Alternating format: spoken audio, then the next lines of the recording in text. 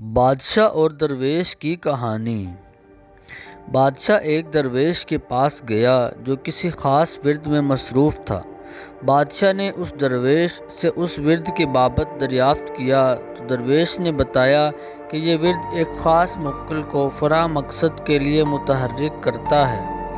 بادشاہ نے درویش سے کہا کہ مجھے بھی اس ورد کی تعلیم دو۔ درویش نے کہا کہ میں ایسا نہیں کر سکتا۔ بادشاہ یہ سن کر وہاں سے رخصت ہوا اور کسی اور سے وہی ورد سیکھ کر اس نے اسی درویش کو اپنے دربار میں بلایا اور اس کو کہنے لگا، میں نے تیرا ورد کسی اور سے سیکھ تو لیا ہے، لیکن جس موکل کا تو نے ذکر کیا تھا وہ نہ تو حاضر ہوتا ہے اور نہ ہی میرا کوئی کام کرتا ہے۔ اب تو مجھے بتا کہ ایسا کیوں ہے اور اس کا حل کیا ہے؟ یعنی میں اس ورد کو پڑھنے میں کہاں غلطی کر رہا ہوں، اور اگر تو نے مجھے نہ بتایا تو سزا کے لیے تیار ہو جا۔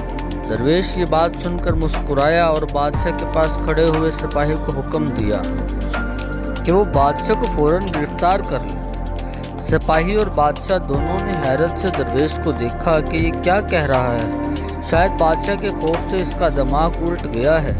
درویش نے ایک مرتبہ پھر انتہائی سخت لہجے میں سپاہی کو حکم دیا کہ وہ بادشاہ کو گرفتار کر لے، مگر سپاہی اپنی جگہ سے 1 انچ بھی نہ ہلے۔ بادشاہ کی حیرت اب شدید غصہ میں بدل چکی تھی۔ بادشاہ نے جلال کے عالم میں اسی سپاہی کو حکم دیا کہ اس گستاخ کو فوری گرفتار کر لے۔ یہ سن کر شاہی دربار میں موجود تمام سپاہیوں نے اپنے نیزوں اور تلواروں کا رخ درویش کی طرف کر لیا اور اسے چاروں طرف سے گھیرے میں لے لیا۔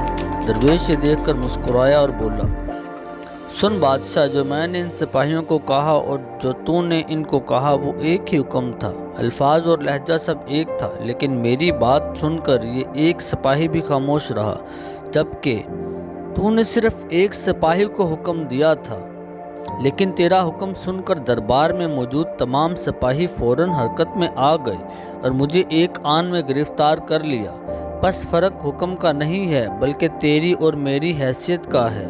یہی سبب ہے کہ تیرے ورد پڑھنے سے وہ موکل حرکت میں کبھی نہیں آئے گا، کیونکہ روحانی دنیا میں تیری حیثیت صفر ہے۔